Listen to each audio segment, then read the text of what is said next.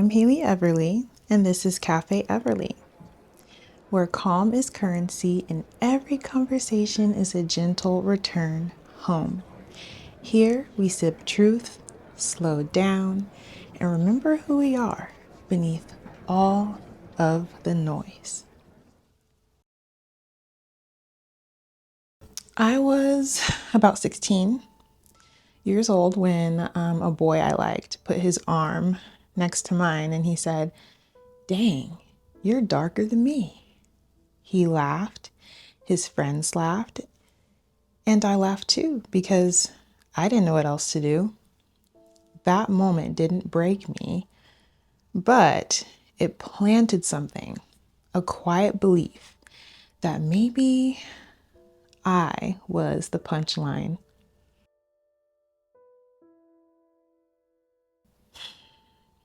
Growing up in Arizona, my high school was mostly white and Mexican kids.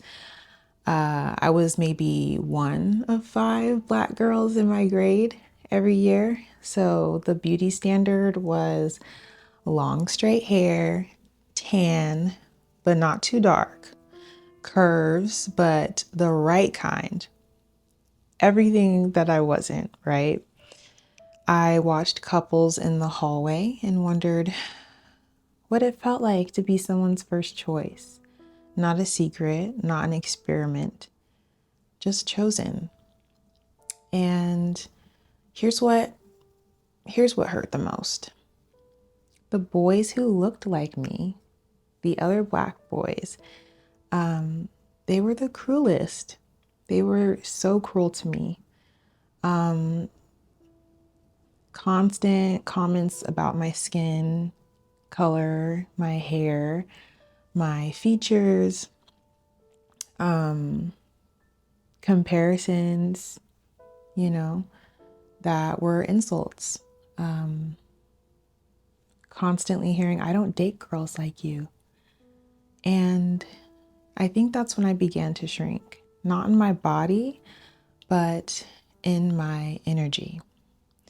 I learned to smile through paper cuts and call it strength. Maybe being desired meant being the exception. Maybe love was something I had to earn by being less. But then something changed. And not in the fairy tale way I hoped. But junior year, suddenly, I had attention. Not the kind that sees you, but the kind that collects you. I was told, "You're pretty for a Black girl," so many times I can't even count. I started to believe that pretty and Black were opposites. Boys treated me like my Blackness was a flaw that they were willing to overlook. Private messages, public distance. Wanted physically, but never emotionally. Good enough for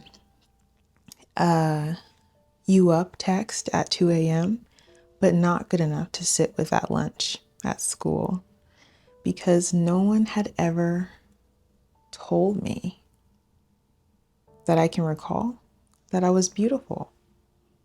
I couldn't hear what real love sounded like. I just knew someone wanted me. And that felt like enough when you've been starved for attention. Poisoned food starts to taste like a feast.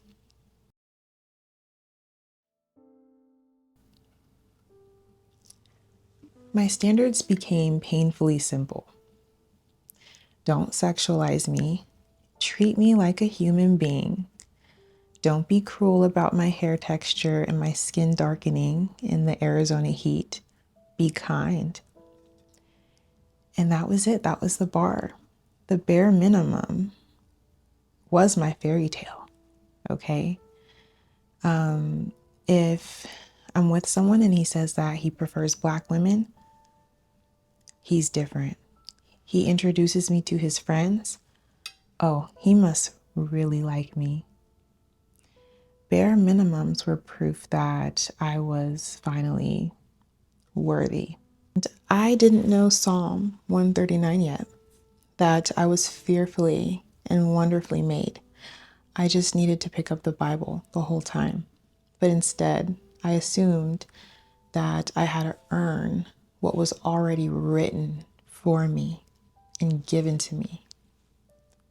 Here's what I didn't understand.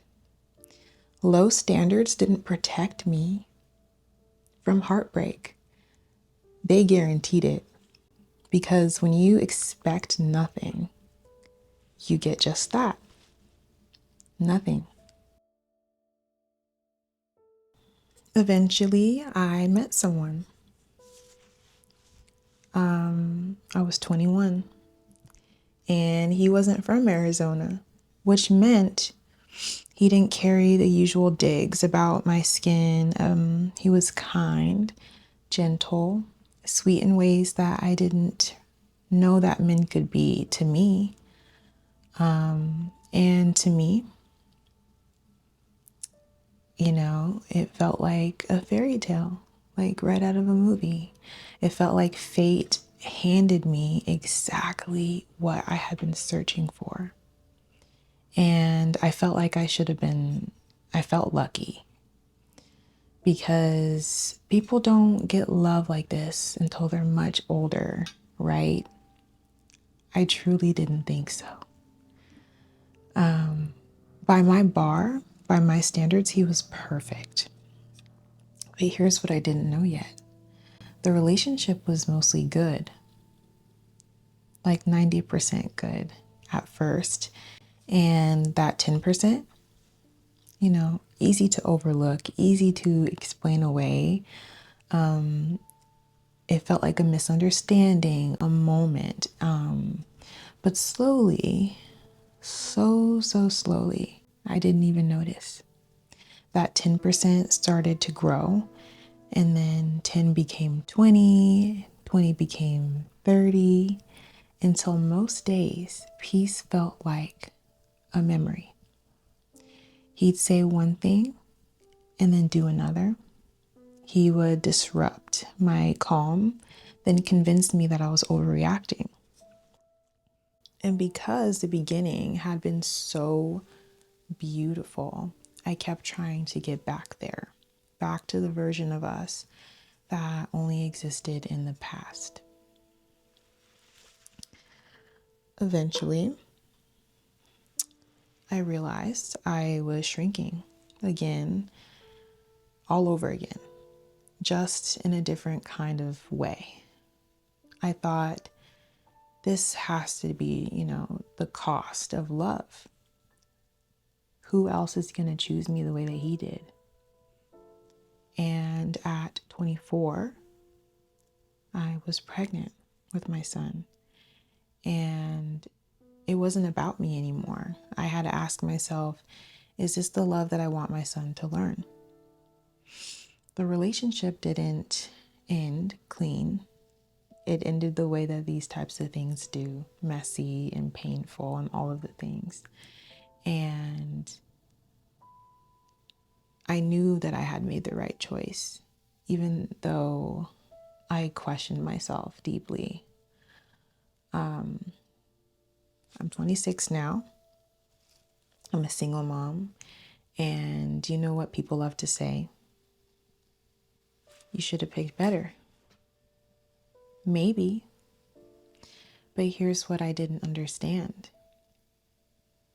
I didn't know that I had better to pick. I didn't know I was worthy for anything better than what I had. Not until my son was here.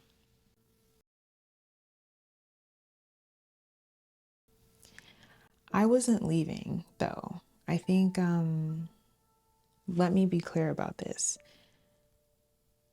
I in no way was going to leave that relationship. And I'm sure that would have made a lot of people much more comfortable. I was 14 weeks pregnant. I was beaten down in every way. And the shame of being a single mom felt heavier than staying ever could. I'm sure most people thought that we were just fine. And I didn't have the strength to shatter that illusion. And one day, I literally just woke up and I could not stay anymore. And it wasn't my strength because I didn't have any. It was not my courage because I was terrified. It was God. A voice louder than my fear said, "Daughter, this is not for you or your son." It was clear. The gift was my son, and the relationship was not. Rock bottom is not the end. It's never the end. It's where God meets you and says, "I'll take it from here."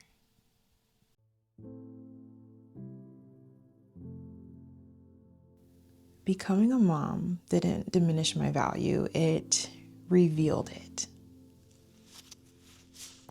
Strengthening my relationship with God didn't limit my options, it clarified them.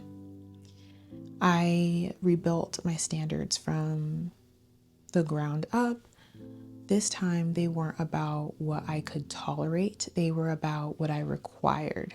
I required peace, I required emotional availability, no potential, not just potential. I required someone that sees my son as the gift that he is. And the moment I stopped searching for completion in a man, I found it in God. High standards don't limit your dating pool, they filter it. And when I do date again, this is how I will move through it. After each date, I'll drive home and ask, do I feel lighter or heavier? More myself or less? Excited or anxious? Because the right person is not going to make me walk on eggshells. The right person makes you feel free. Peace isn't the absence of problems in a relationship. It's the presence of someone who doesn't make you prove you are worth keeping. And if I can be honest, dating as a single mom adds another layer. And it's not, will he accept me anymore? It's about, is he worthy of my son? It's not about just protecting my heart, it's protecting my son's normal. Because he's going to learn how to treat women by watching how they treat me. He'll learn love for what I accept. And that responsibility made me ruthless. And because no, you can't meet my son after 3 dates. No, inconsistent energy can be in his life. No breadcrumbs. Being a single mom isn't damaged goods. It's discernment and it's intention. I finally understand Proverbs 4:23, to guard your heart, because you're not just guarding your peace, you're guarding the next generations. Your standards aren't too high. Your past just trained you to accept too little. This one is for the Black girls who grew up in the neighborhoods that never saw them, no matter where you grew up. For the girls scrolling on TikTok wondering if they're pretty enough. For the ones watching everyone get chosen while they sit in the sidelines. You're not the problem. and you never were. The standard that excludes you is the problem. The colorism that ranks you is the problem. The texturism that polices your hair is the problem. You don't need to change. Culture needs to change because we need to stop treating "I never been with a black girl" or "you're pretty for a black girl" like a compliment. We need to stop dating potential. We need to date reality, because we're not an experiment and we're not a checkbox. You deserve love that's loud, public, and proud.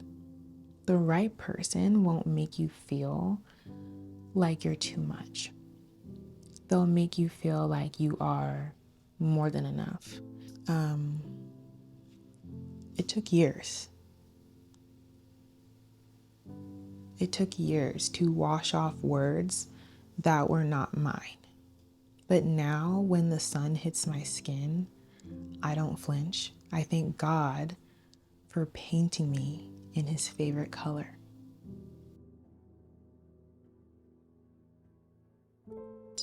If you resonate with any part of this, exhale with me, because nothing that happened to you disqualified you from love. Peace isn't luck, it's fruit. It's fruit of discernment, obedience, and knowing whose you are. The world taught me to compete for love, and God taught me to rest in it. If this stirred something within you, share this with someone that you think that needs to hear it, and tell me one standard you're done compromising on. I'll see you next time at the cafe. Until then, protect your peace, honor your softness, and let God remind you that you are already enough.